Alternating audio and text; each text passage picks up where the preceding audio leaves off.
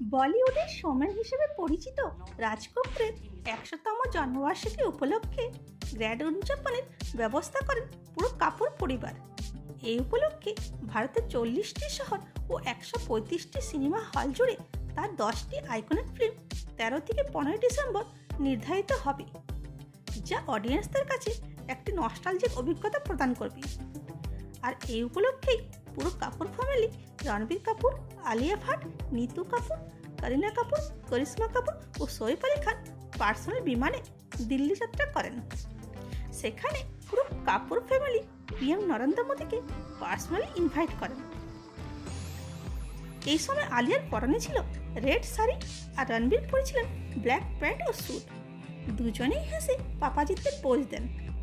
অন্যদিকে কারিনা একটি রেড স্যুটে ও সৈফ Ali Khan white jacket প্যান্টে নজর আসে। আর করিশ্মা কাপুর ও নিতু কাপুর দুজনেই গোল্ডেন হোয়াইট স্যুটে দেখা গেছে। এরকমই অ্যামাজিং ভিডিও পেতে চ্যানেলটিকে লাইক, শেয়ার ও সাবস্ক্রাইব করুন। আর ফেসবুক, ইনস্টা থেকে দেখে থাকলে ফলো করুন। Thanks for watching.